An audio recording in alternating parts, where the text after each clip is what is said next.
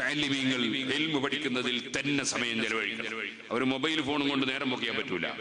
അവർ നന്നായി കിതാബ് ഓതി പഠിക്കണം. എവിടെ ഓടി പഠിക്കുന്ന മുതഅല്ലിമാണെങ്കിലും കൃത്യമായി നന്നായി പഠിക്കണം. അവരെ സമയം നഷ്ടപ്പെടുത്തരുത്. നാട്ടുകാരായ വിദ്യാർത്ഥികൾ ഉസ്താദിന്റെ അടുക്കൽ വന്ന് കിതാബ് ഓതി പഠിക്കുകയും അതോടുകൂടെ തന്നെ അവരെ സ്കൂൾ പഠനം നടത്തുകയും ചെയ്യുന്നുവെങ്കിൽ അത് വലിയ നേട്ടമുണ്ടാകും.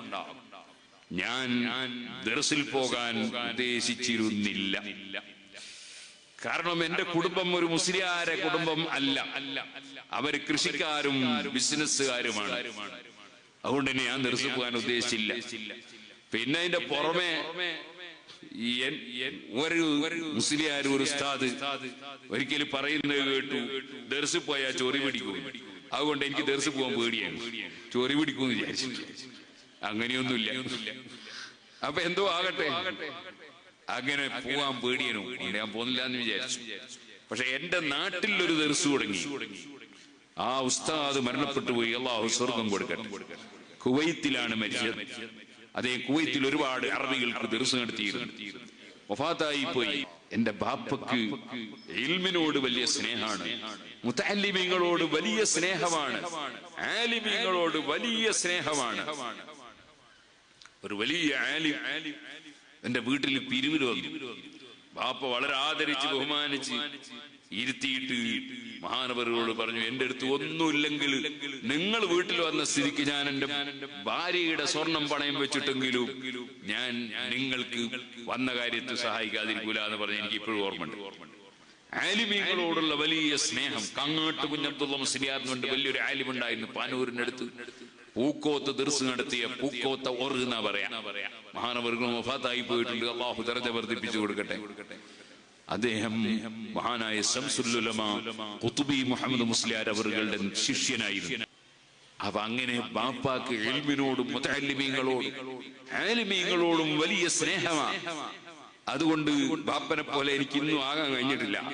ബാപ്പ റമദാനിൽ 5ഉം 6ഉം 7ഉം ഖത്തം തീർക്കും. എനിക്ക് ഇന്ന് വരെ കഴിഞ്ഞിട്ടില്ല. ബാപ്പ അങ്ങനെ ധാരാളം ഖുർആൻ ഓതിയ ഒരാളാണ്. സുബ്ഹാനല്ലാഹ്, അനാവശ്യമൊന്നും പറയാൻ പോകില്ല. ഹക്കിന് വലിയ പേടിയാ. വേറൊരുത്തന്റെ ഒരു നയാകാശ് കുടുങ്ങിപ്പോകരുത് എന്നതിൽ വലിയ നിർബന്ധമാണ്. അതേ സമയത്ത് നന്നായി അധ്വാനിക്കും, നന്നായി കൃഷി ചെയ്യും, നന്നായി കച്ചവടം ചെയ്യും.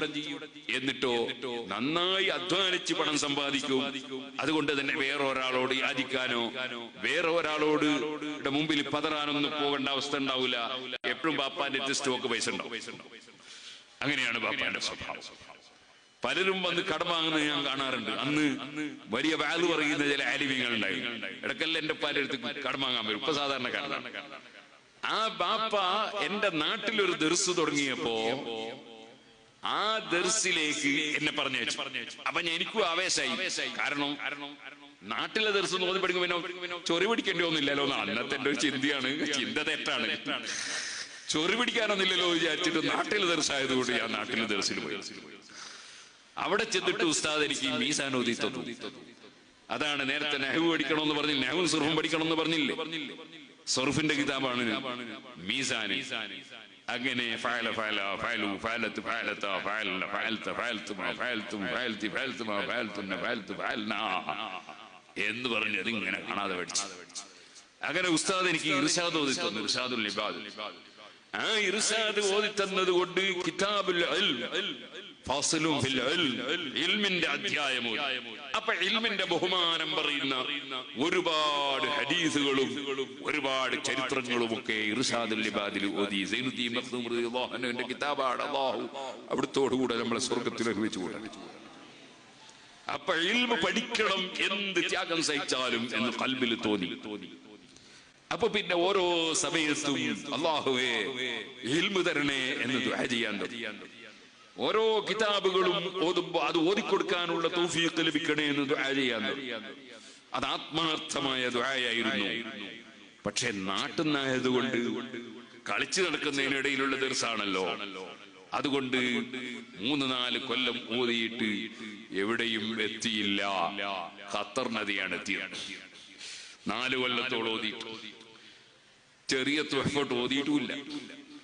എന്തോ ഒരു ഭാഗ്യത്തിന് ആ ദർസ് പൊളിഞ്ഞു കിട്ടി. ആ ദർസ് ഭാഗ്യത്തിന് പൊളിഞ്ഞു കിട്ടി. പക്ഷെ പൊളിഞ്ഞപ്പോ വലിയ വേദനയും ദുഃഖവും ഉള്ള ആളായിരുന്നു ഞാൻ. ദർസ് പൊളിഞ്ഞുള്ള കാരണം എനിക്കറിയില്ലായിരുന്നു ഈ ഇൽമു എന്ന് പറഞ്ഞാൽ നന്നായി അധ്വാനിച്ച് അതിനായി സമയം ചെലവഴിച്ച് പഠിക്കണം എന്നത് അറിയില്ലായിരുന്നു കുട്ടിക്കാലായതുകൊണ്ട്. ഞാൻ മുത്തഅല്ലിമീങ്ങളോട് പറയാ, നമ്മെ മുഴുവനും ഇൽമിന് കൊടുക്കണം, എന്നാൽ കുറച്ച് ഇൽമു കിട്ടും. നമ്മെ മുഴുവനും നമ്മുടെ സമയം മുഴുവനും ഇൽമു പഠിക്കാൻ അങ്ങോട്ട് കൊടുത്താൽ കുറച്ച് ഇൽമു കിട്ടും. പിറ്റേന്ന് പിന്നെയും കൊടുക്കണം, എന്നാൽ കുറച്ചും കൂടി കിട്ടും. പിറ്റേന്ന് പിന്നെയും കൊടുക്കണം, കുറച്ചും കൂടി കിട്ടും. അങ്ങനെ നമ്മളെ സമർപ്പിച്ചാലേ ഇൽമു കിട്ടുള്ളൂ. അത് എനിക്ക് ആ കാലത്ത് അറിയില്ലായിരുന്നു. അൽഹംദുലില്ലാഹ് ദർസ് പൊളിഞ്ഞപ്പോ ഞാൻ വേറൊരു ദർസിൽ പോയി ചേരാൻ വേണ്ടി പോയി. ഒരു സൈക്കിൾ എടുത്തിട്ടാ പോയത്. വേറൊരു ദർസിൽ ചേരാൻ പോയി. സൈക്കിള് വല്ല ഒരു ഭാഗത്ത് വെച്ചിട്ട് ഉസ്താദിന്റെ അവിടുത്തെ ഉസ്താദിനെ പോയി കണ്ട് ഉസ്താദിനോട് ഞാൻ പറഞ്ഞു, എനിക്ക് ഞങ്ങളെ നാട്ടിലെ ദർസ് പൊളിഞ്ഞു പോയി, എന്നെ ഇവിടെ ചേർക്കുമെന്ന് ചോദിച്ചു. നീ എന്തല്ലോ നിന്റെ ഞാൻ ഉസ്താദിനോട് ഒന്നും കൂടി പറഞ്ഞു, ഞാൻ കുറെ കിതാബ് ഓതിയിട്ടുണ്ട്, പക്ഷെ ആ ഓതിയതൊന്നും ഒരു പൂർത്തിയായിട്ടില്ല, കുറെ കൂടി ഓതാനുണ്ട്, അതുകൊണ്ട് ഉസ്താദ് എന്നെ ഇവിടെ എടുക്കുമെന്നാ ചോദിച്ചത്. എനിക്ക് അത്രയേ അറിയുള്ളൂ. അപ്പൊ എന്നോട് നീ എന്തെല്ലാം ഓതിയത്? കുറെ ഓതിയല്ലോ, എന്തെല്ലാം ഓതി? മീസാന്, അജ്നാസ്, സഞ്ചാന്, അജ്നാസുൽ കുബ്ര, അജ്നാസുൽ സുഗ്റ. ഇപ്പൊ ഖത്തറിനതാ ഉസ്താദ് തമാശ കുറെ ഓതിയിട്ടുണ്ടല്ലോ എന്ന് പറഞ്ഞു. അപ്പൊ ഞാൻ വിചാരിച്ച കുറെ ഓതിപ്പോയി എന്നാണ്. ഇതെവിടെ എത്തിയിട്ടില്ല എനിക്കറിയില്ല. ഉസ്താദ് എന്നെ ദർസിൽ ചേർത്തു. ഞാൻ ആ ദർസിൽ ചെന്നു. അവിടുന്ന് തുഹ്ഫത്തുൽ വർദിയ, നേരത്തെ പറഞ്ഞില്ലേ ഇത് കുല്ലു ഇൽമിൻ എന്ന് പറഞ്ഞ് ബൈത്തിയിലില്ലേ ഇബ്നുൽ വർദി തങ്ങളുടെ തുഹ്ഫ, അതിൽ മുസ്തസിനത്തില്ല മുജബന്തം മൻസിബി വബഅദ നഫിയൻ വസബിഹി ഹിജ്തുബി എന്ന ബൈത്ത് ഉസ്താദ് ഓതി തന്നു. ഞാനത് പഠിക്കണം എന്നുള്ള ആഗ്രഹത്തിലും ആവേശത്തിലും 2 കിലോമീറ്ററോളം നടക്കണം ഭക്ഷണം കിട്ടാൻ വേണ്ടിയുള്ള വീട്ടിലേക്ക്. അതൊന്നും പിന്നെ പ്രശ്നമായിട്ടില്ല. അങ്ങനെ ഞാൻ അവിടുന്ന് ഇങ്ങനെ കാണാതെ പഠിക്കുകയാണ്. തുഹഫയിലെ ബൈത്ത് കാണാതെ പഠിക്കുകയാണ്. അസറിന്റെ ശേഷം മുത്തഅല്ലിമീങ്ങളെല്ലാം ഇറങ്ങിപ്പോയി, നടക്കാൻ പോയി. ഞാൻ പോയില്ല. എങ്ങനെ പഠിക്കുകയാണ്. ഉസ്താദ് എന്നെ വിളിച്ച്, അബ്ദുറഹ്മാനെ നീ പോകുന്നില്ലേ എന്ന് ചോദിച്ചു. എവിടെ? മന്ത്രി വരുന്നുണ്ട് പാലം ഉദ്ഘാടനം ചെയ്യാൻ വേണ്ടി, വാണിമേൽ പാലം. മന്ത്രിനെ കാണാൻ കുട്ടികളെല്ലാം പോയല്ലോ, നീ പോകല്ലേ? ഞാൻ അവിടെ മന്ത്രിനെ കാണാൻ വന്നില്ല, ഞാൻ പഠിക്കാൻ വന്നാണ്.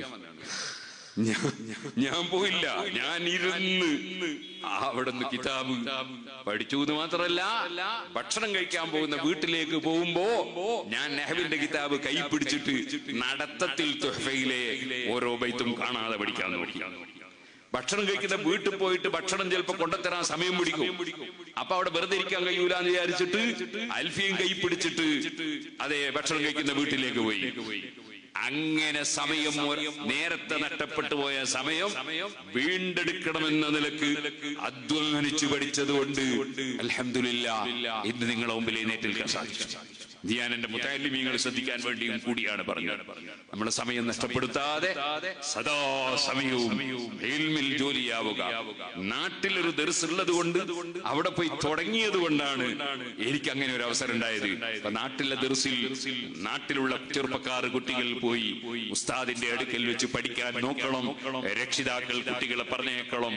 അതോടുകൂടെ തന്നെ ഞാൻ ഓർമ്മപ്പെടുത്തുന്നു, നമ്മൾ വലിയവർക്കും ദർസ് പറ്റും. ഒരു ചെറിയ സമയം, ഉദാഹരണത്തിന് അസറിന്റെ ശേഷം ഒരു ചെറിയ ദർസ് വലിയവർ എത്ര വലുതായാലും, സിദ്ദീഖ് റളിയല്ലാഹു അൻഹു ദർസ് ചേരുമ്പോ 40 വയസ്സുണ്ട്. നബി സല്ലല്ലാഹു അലൈഹി വസല്ലം ദർസ് ചേരുമ്പോ 40 വയസ്സുണ്ട്. അതുകൊണ്ട് വലിയവർക്കും പറ്റും ദർസ്. അതെങ്ങനെ? ഒരു ഹദീസ്, അല്ലെങ്കിൽ ഒരു ആയത്ത്, ഒരു ഹദീസ്. അതെ, റിയാദുസ് സാലിഹീനിൽ ഒരു ഹദീസ്, അല്ലെങ്കിൽ മിസ്കാത്തിൽ ഒരു ഹദീസ്, അല്ലെങ്കിൽ അതെ ഒരു ചെറിയ ഖുർആനിലെ ഒരു സൂറത്തിന്റെ തഫ്സീർ, അല്ലെങ്കിൽ ഫത്ഹുൽ മുഈനിലെ ഒരു അധ്യായം, നിസ്കാരത്തിന്റെ ശർത്ത്. ഉദാഹരണം പറയാം, അങ്ങനെ ഒരു ചെറിയ 10-15 മിനിറ്റുള്ള ക്ലാസ് വലിയവർക്കും എടുക്കാൻ പറ്റും പള്ളിയിൽ. അവർക്കും അത് കേട്ടാൽ ഉസ്താദിനോട് സംശയം ചോദിക്കുക. ഉസ്താദ് സംശയത്തിന് മറുപടി പറയുമ്പോ നല്ലോണം ശ്രദ്ധിച്ച് പറയണം. പെട്ടെന്ന് അറിയാത്തത് പറയണ്ട. അപ്പൊ പ്രസിഡന്റ് എന്താ വിചാരിക്കും, എനിക്ക് അറിവുടാലോ വിചാരിക്കും, അങ്ങനത്തെ ധാരണയൊന്നും വേണ്ട. അതെ, എല്ലാം ഇങ്ങനെ കാണാതെ പഠിച്ച് ജിബിയിലാവുമൊന്നും വേണ്ട. അതേ സമയത്ത് അറിയുന്നത് പറയാം, അറിഞ്ഞൂടത്തെ നോക്കിയിട്ട് പറയാന്ന് പറയാം. നോക്കിയിട്ട് പറയാൻ കഴിയില്ല, ഞാൻ ഉസ്താദിനോട് ചോദിച്ചിട്ട് പറയാന്ന് പറയാം. അതിനൊന്നും ഒരു ഉസ്താദിനും മടിയുണ്ടായിരുന്നു. ഞാൻ പലപ്പോഴും പറയാറുണ്ട്, എനിക്കത് അറിഞ്ഞൂടാ, ഞാൻ ചോദിച്ചിട്ട് പറയാം. അതുകൊണ്ട് ആകാശം ഇടിഞ്ഞു പൊളിഞ്ഞു പോകുന്നില്ല. 4 മദ്ഹബിന്റെ ഇമാമിങ്ങളിൽപ്പെട്ട മഹാനായ ഇമാം മാലിക് റളിയല്ലാഹു അൻഹുവിനോട് 16ഓളം മസ്അല ചോദിച്ചിട്ട് ലാ അദ്രി, എനിക്ക് അറിഞ്ഞൂടാ എന്ന് പറഞ്ഞു എന്ന് ചരിത്രത്തിൽ കാണാം. അതുകൊണ്ട് മാലിക് ഇമാമിന് വിവരമില്ല എന്നൊന്നും ആരും പറഞ്ഞിട്ടില്ല. ലാ അദ്രി നിസ്ഫുൽ ഇൽം, എനിക്കറിയില്ല എന്ന് പറയൽ അറിവിന്റെ പകുതിയാണ് എന്നാണ്. അറിയില്ല എന്ന് പറയാൻ പഠിച്ചാൽ അത് ഇൽമിന്റെ പകുതിയാണ് എന്നാണ് മഹാന്മാര് പറഞ്ഞത്. അതുകൊണ്ട് അൽഹംദുലില്ലാഹ് ദർസ് അല്ലാഹു പുരോഗമിപ്പിക്കട്ടെ, ഉയർത്തി തെരുമാറാകട്ടെ. ദർസിന് വേണ്ടി പ്രവർത്തിക്കാൻ ഇവിടെയുള്ള കമ്മിറ്റിയുടെ ആളുകൾ അൽഹംദുലില്ലാഹ് അവർ മുമ്പേ ആലിമീങ്ങളെ സ്നേഹിക്കുന്നവരാണ്, ബഹുമാനിക്കുന്നവരാണ്, ആദരിക്കുന്നവരാണ്. ദർസിനെയും മുതഅല്ലിമീങ്ങളെയും സ്നേഹിക്കുന്നവരാണ്, യതീമുകളെ സംരക്ഷിക്കുന്നവരാണ്, നല്ല കാര്യങ്ങൾ ഒരുപാട് ചെയ്യുന്നവരാണ്. കൊണ്ടങ്കേരിയിലും പരിസരങ്ങളിലുമുള്ള നല്ലവരായ ജനങ്ങൾ ഇനിയും ഒരുപാട് നല്ല കാര്യങ്ങൾ ചെയ്യാൻ അല്ലാഹു നിങ്ങൾക്കും നമുക്കും തൗഫീഖ് നൽകുമാറാകട്ടെ.